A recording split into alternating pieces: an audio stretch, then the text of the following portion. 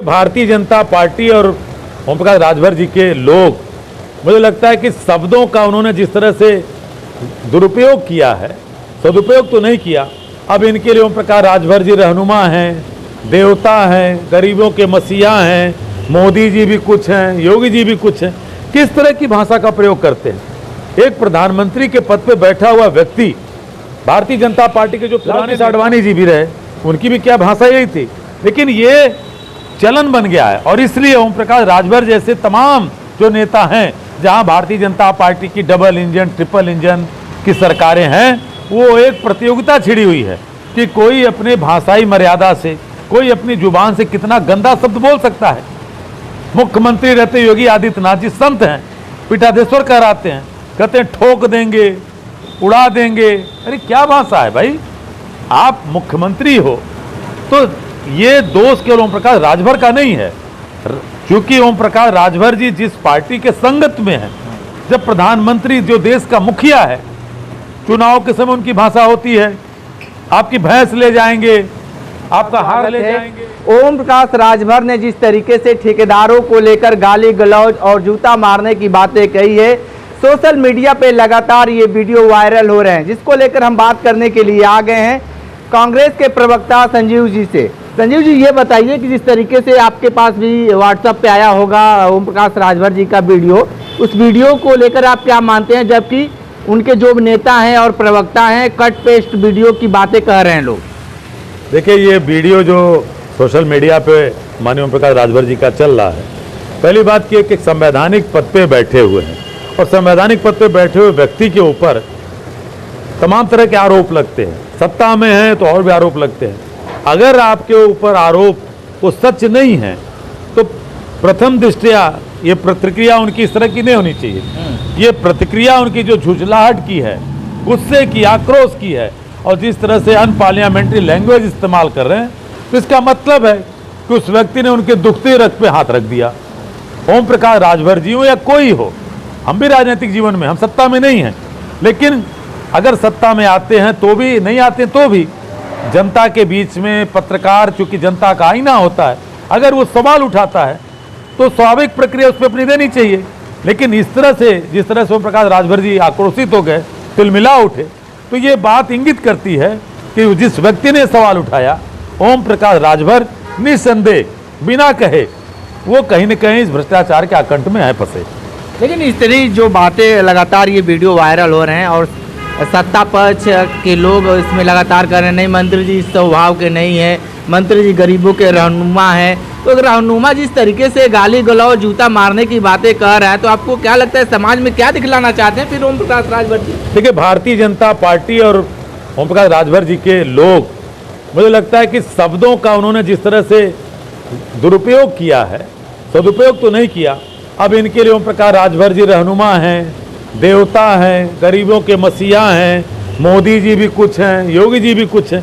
किस तरह की भाषा का प्रयोग करते हैं? एक प्रधानमंत्री के पद पे बैठा हुआ व्यक्ति, भारतीय जनता पार्टी के जो पुराने नेता हों, मैं उनसे कहना चाहता हूं, क्या स्वर्गीय अटल बिहारी वाजपेयी जी की भी यही भाषाई संस्कार रहा करता था? वो भी इस देश में 3-3 बार प्रधानमंत्री बने, आपको अच्छी तरह ख्याल होगा।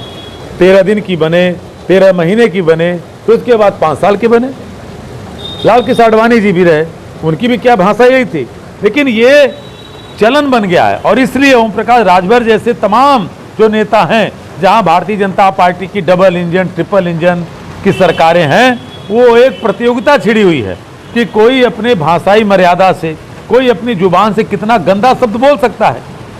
मुख्यमंत्री रहते योगी आदित्यनाथ जी संत हैं, पीठाधीश्वर कहलाते हैं, कहते हैं ठोक देंगे, उड़ा देंगे। अरे क्या भाषा है भाई?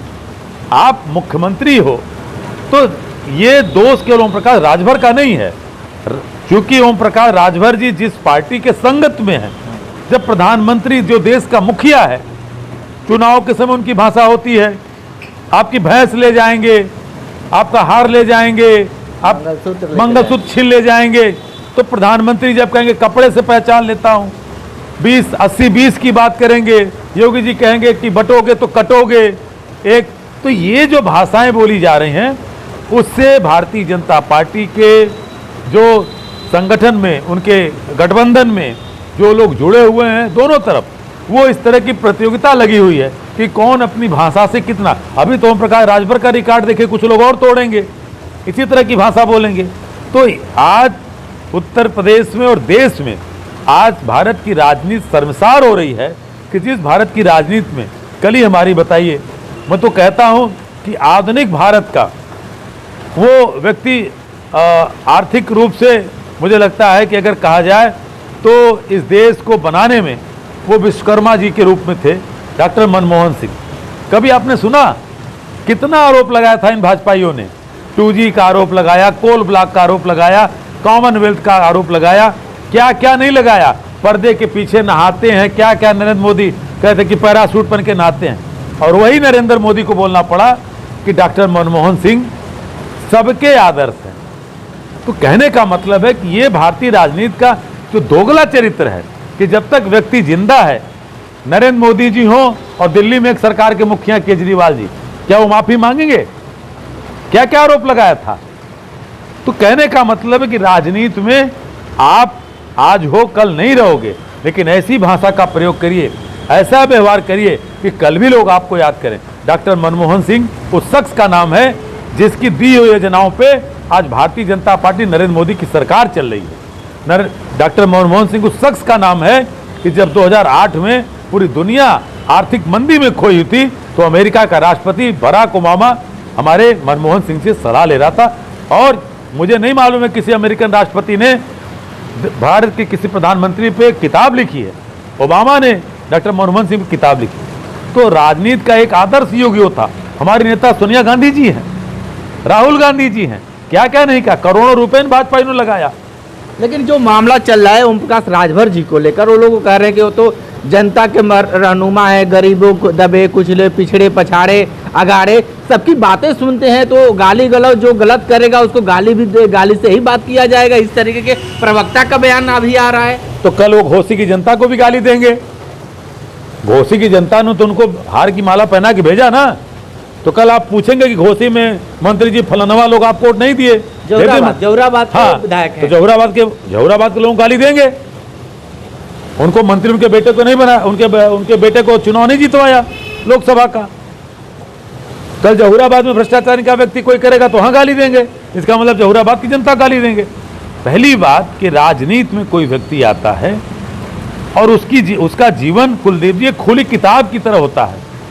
आप एक संवैधानिक पद पे बैठे हुए हो, आप मंत्री हो, आपको तो बहुत मतलब नम्र स्वभाव से उसको स्वीकार करना चाहिए।